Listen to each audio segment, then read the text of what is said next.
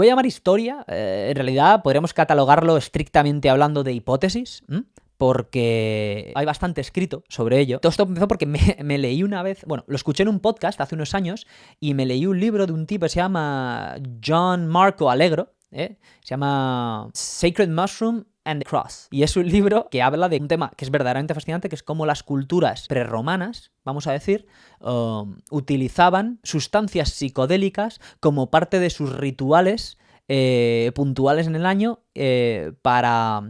no para simplemente pasar el rato de manera recreativa como se hacen hoy, sino como parte de un ritual más profundo en el que unía una comunidad, que ofrecía una explicación para los diferentes misterios de la vida, etcétera, etcétera. Según cuentan estos tipos, John Marco Allegro, hay muchos, Paul Stamets, que se sigue vivo, Terence McKenna, también es otro que en Estados Unidos se sigue mucho y se cita mucho, porque en Estados Unidos hay como ahora una especie de redescubrimiento de las sustancias psicotrópicas, especialmente de las sustancias alucinógenas. El LSD, bueno, habréis oído mucho, el tema ayahuasca está muy de moda, el DMT, que se habla también mucho, bueno.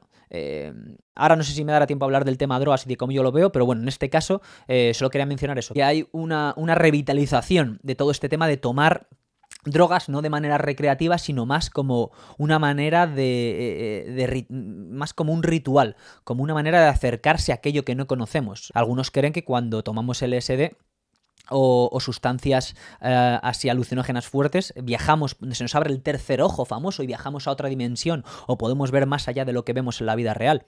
Bueno, es cuestionable, supongo. Otro día hablaremos de eso en profundidad, pero hoy de lo que quería hablar era de qué relación tiene Papá Noel con estas sustancias. Y según cuenta esta hipótesis, el bueno de Papá Noel en realidad no es... Saint Nicholas vino después y fue lo que cubrió por obra y por fuerza la religión católica, en lo que ya era una tradición que existía no en toda Europa, pero sobre todo en el norte y centro de Europa.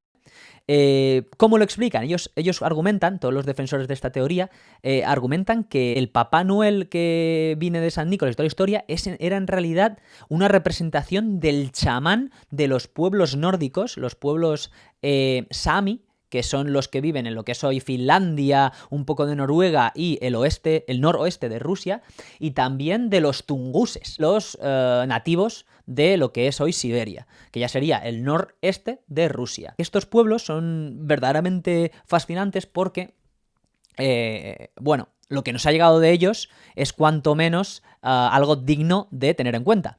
Estos pueblos se supone utilizaban, ya os digo, como otros muchos pueblos en todas las regiones del mundo, había comunidades en las que existía un chamán que hacía las veces de doctor, de cura o de guía espiritual, y también de experto en hierbas y en sustancias alucinógenas. Lo vemos con la ayahuasca en Latinoamérica, lo vemos con el peyote en el sur de Estados Unidos, México, bien, por todo el mundo. El opio en Asia, en fin. Este chamán de los Saami, de los tunguses, tenía unas características muy concretas. Era un señor anciano de barba blanca que, cuando llegaba el invierno, era el eje, la parte principal de un ritual que se hacía para celebrar el solsticio de invierno. Ellos ya tenían, al parecer, unos conocimientos rudimentarios de astronomía y tomaban en consideración el solsticio de invierno como lo que es, que en realidad es la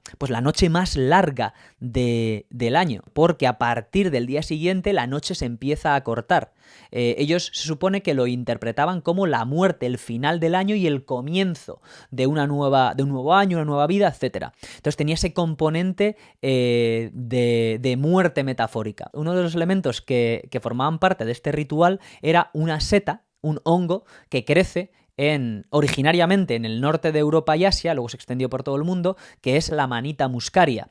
Es esa seta que habréis visto representada en diferentes lugares, que tiene un sombrero, vamos a decir, la parte de arriba roja con pintitas blancas y el tallo blanco, y lo de abajo blanco también, Es la seta, por ejemplo, que vemos en Super Mario Bros., el videojuego, o la que vemos también como Casa de los Pitufos.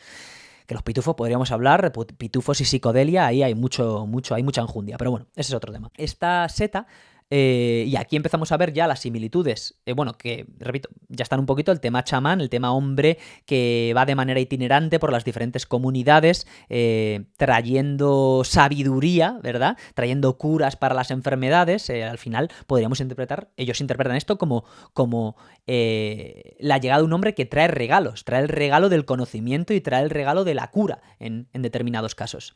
Por cierto, dato curioso, la palabra chamán viene de la lengua tunguse, que tenían los tunguses, que significa el que sabe, el que conoce, se supone. Entonces, ese es el origen etimológico de la palabra. Hay otro detallito más que añade a esta hipótesis. ¿Qué pasa? Que la manita muscaria, esta seta, crece en la segunda mitad del otoño, se supone, cuando caen las primeras nieves, y crece al pie, detallito, al pie de los pinos, de los árboles de coníferas, pinos, abetos, abedules. ¿Cuál es la tradición típica de la Navidad, aparte del Belén y de todo el tema de la comida? El árbol de Navidad, que es un pino, ¿verdad?, que se pone en el salón de las casas, al que se le colocan debajo, en el pie, los regalos. Ahí ya te da que pensar. Más detallitos que contribuyen a esta hipótesis. La manita muscaria, para ser consumida, no te la puedes comer. Es una seta que es venenosa, pero no mortal. Aparte de tener sustancia psicotrópica, aparte de colocarte, si te la tomas así como está o seca, te hace vomitar. Entonces hay que llevarla, tiene un proceso de preparación. El primero es secarla.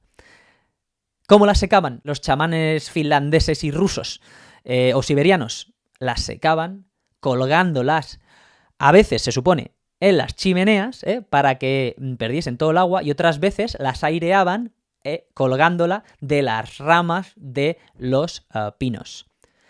¿Qué asociación hace la gente que defiende esta teoría? Estos autores que os he mencionado antes. Pues que claro, ¿qué hacemos en Navidad con el árbol que ponemos en el salón? Lo adornamos de figuritas de colores. Habitualmente, o muy comúnmente, rojas o blancas, que son los colores de la Amanita muscaria. La Amanita muscaria, ya aquí como un poco como nota curiosa, es una... requiere una preparación que me he estado leyendo. Al parecer hay que cocerla 2 veces, eliminando el agua. Se supone que ellos también la maceraban en alguna bebida alcohólica como vino, como licor. O sea, no era tan fácil de consumir. No se tiene certeza de cómo ellos la consumían y de cómo la consumían en los rituales. Según esta hipótesis, la consumía el chamán y era el que iluminaba a la gente con ella. Pero hay otra teoría que va más allá y que dice que en realidad el chamán lo que hacía básicamente es recolectarla y traerlas en esa época a la gente. Aquí viene otro paralelismo con la tradición de Papá Noel. El chamán las recolectaba, las dejaba secar o lo que fuese, y luego las traía a las familias como regalo. Y de hecho se supone que se las traía, hay como representaciones también de que se las traía a los niños. No sé, ahí lo dejo. Esto ya de darle drogas a los menores, no quiero decir nada, a ver si me van a denunciar. Y se supone que como se tomaba en estas comunidades era de 2 maneras. O bien se le daban al hombre más fuerte, que podía aguantar lo enfermo que te ponía y la vomitona y toda la historia, o a la mujer más débil, porque se supone que era la que menos contaba y si se moría no pasaba nada. Lamentable, vomitivo, en fin. Pero esto es lo que dicen determinados historiadores y micólogos. Tú la digieres con toda esta enfermedad, estas fiebres, estas vomitonas que te puede llegar a dar. Cuando orinas, el alcaloide de la Amanita muscaria se queda en tu orina. ¿Qué pasa? Que toda la parte venenosa se pierde porque tu cuerpo la ha metabolizado y te queda en los orines, en el pis, la sustancia psicotrópica y alucinógena. Y dicen incluso que es más alucinógena una vez ha pasado por tu tracto intestinal y lo has vuelto a echar en manera de orina. Cuenta la leyenda... Bueno, esto se sabe, que los pueblos del norte de Europa se beben la orina de alguien que ha tomado. Es más común, de hecho, no de un líder de la tribu, sino que se sabe que beben la orina de los renos. Otra vez más la relación con el bueno de Papá Noel. Esto es sabido y es común a día de hoy también, que los grandes rumiantes de todo el norte de Europa y de Asia, también de las Américas, de todo lo que viene siendo las zonas circundantes al Polo Norte, se colocan, se zampan la Amanita muscaria y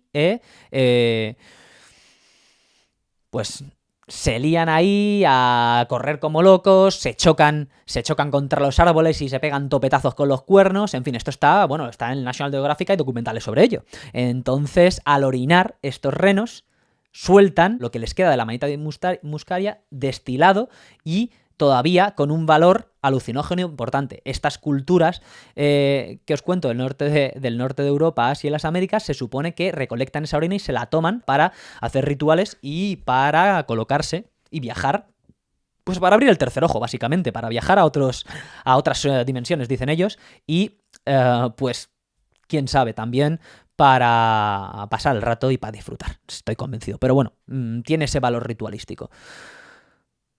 Sea como fuera, volviendo a Papá Noel, este chamán que vestía de azul, pero hay sí que hay representaciones o descripciones en las que sí que llevaba un gorro así rojo oscuro, este chamán se supone que evolucionó y que se fusionó una vez el Imperio Romano deja de criminalizar el cristianismo y el cristianismo se expande como la pólvora por toda Europa. A medida que se va expandiendo, va absorbiendo diferentes tradiciones de las culturas que estaban ya allí, entre ellas esta tradición noreuropea que baja hasta Alemania y hasta Holanda y que luego se cristianiza y se fusiona con la tradición o con la idea de San Nicolás. Esta amalgama de ideas, de nuevo, pasa a Estados Unidos y de allí se extiende al resto del mundo con ese imperialismo cultural yanqui del que hablaba antes. Al final, es innegable que hay cosas que tienen sentido.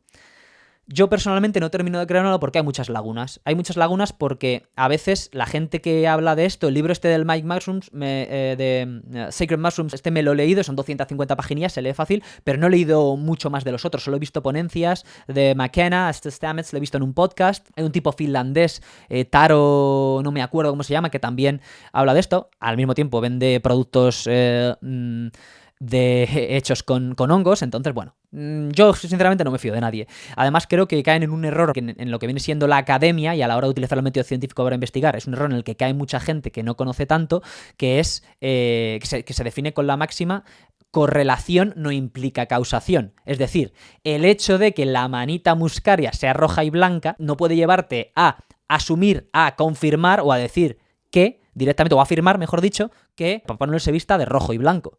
Porque el hecho de que ambos lleven rojo y blanco no significa que haya una relación entre ellos, directa, ¿sí? De hecho, como os estaba comentando antes, el rojo y blanco en Papá Noel se utiliza por primera vez por estos de White Rock y luego ya, más precisamente, como lo conocemos hoy, por Coca-Cola. Entonces, hay muchas lagunas ahí y yo no me lo termino de querer al 100%, pero me encanta, soy muy amigo de la teoría de la conspiración, como siempre decimos aquí, y me encanta la idea de que tenga, si bien no sea directamente y esté todo basado en este ritual de consumir alucinógenos durante el solsticio para buscar en el momento de la muerte del año respuestas al sentido de la vida y de la muerte, sí que creo que hay algo de eso. Yo creo que en todas las tradiciones, y bueno, podríamos hablar tantísimo de la religión católica, hay mucho escrito y hay bastantes autores que han encontrado restos de que los primeros cristianos hacían rituales con sustancias alucinógenas también, o con sustancias psicotrópicas, ya sean opio o ya sea cannabis.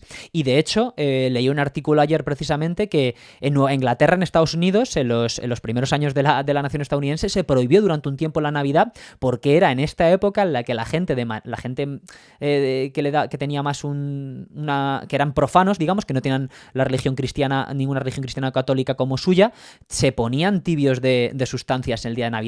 Esto además se une a una tradición que también forma parte de esa amalgama que conforma hoy la tradición navideña, que es la tradición o el festival que los romanos, antes de volverse un imperio cristiano, hacían, que es el famoso Saturnalia, una especie de festival que tenían entre el 17 y el 20, entre el 17 y el 23 de diciembre, en el cual allí había las famosas bacanales en las que el alcohol y las sustancias y en plan el exceso, pues era el pan nuestro de cada día durante toda esa semana, o casi semana, del 17 al 23. Entonces, hay mucho más en lo que a la Navidad se refiere que simple y llanamente que ha nacido Jesucristo y que viene Papá Noel. En lo que a Jesucristo se refiere, lo voy a dejar para el año que viene.